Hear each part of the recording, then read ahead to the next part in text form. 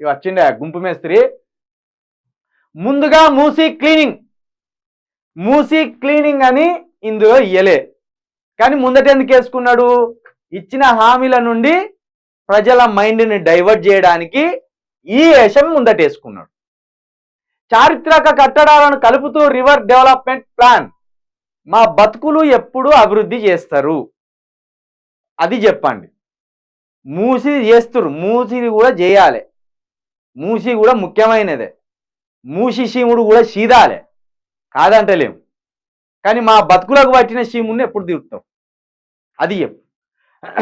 మంచినీటి కొలనుగా మార్చాలి, పరిసరాలను అందంగా తీర్చిదిద్దాలి, మా బతుకులు ఎప్పుడు అందంగా తీర్చిదిద్దుతాం.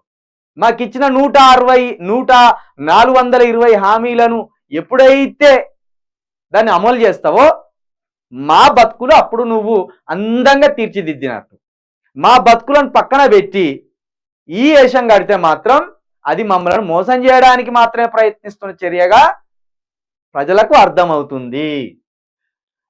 పని విభజన చేసుకొని ముందుకు సాగండి, అధికారులతో సీఎం రేవంత్.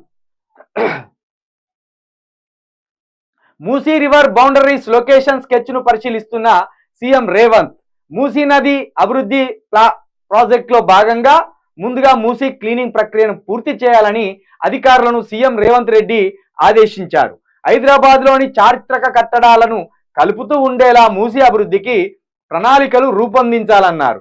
సోమవారం నానక్ రామ్ గూడలోని హెచ్ఎండిఏ ఆఫీసులో ఉన్నతాధికారులతో సీఎం రేవంత్ రెడ్డి సమీక్షించారు.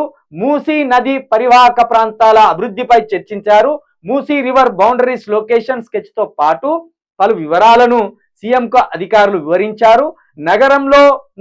నగరంలోని చారిత్రక కట్టడాలను కలుపుతూ మూసిని అభివృద్ధి చేయడం వల్ల మూసి సందర్శనకు వచ్చే వాళ్ళు చారిత్రక కట్టడాలను చూసి వాటి విశేషాలను తెలుసుకునేందుకు అవకాశం ఉంటుందని సీఎం అన్నారు.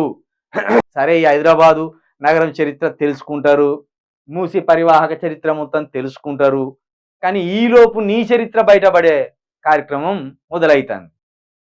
80 రోజులు దగ్గరికి వచ్చింది. 100 రోజుల్లో 6 గ్యారంటీలు, జాబులు అన్నీ వేస్తామని చెప్పినావు. ఈ 80 రోజులు దాటింది. మూసీ నది చరిత్ర ఏమో కానీ నీ చరిత్ర బయటపడ్డది, నీ కాంగ్రెస్ చరిత్ర బయటపడ్డది. ప్రజలను నట్టేట ముంచుతున్న విధానం ప్రజలకు అర్థమైంది. నీ చరిత్ర ఇంకా బయటపడక ముందే, ఇంకా నువ్వు చాతగాని సీఎం అని ప్రజలకు అర్థం కాకముందే కనీసం 6 గ్యారంటీలను అమలు చేయి. లోక్సభ కోసం నువ్వు అల్లుతున్న ప్రతి ఒక్క డ్రామా ఈ ఆట నుండి ఉంటుంది. ఇక ఏం చేయబోతానో ఏం చెప్తానో ఈ ఆట నుండి చెప్తాను. ఇక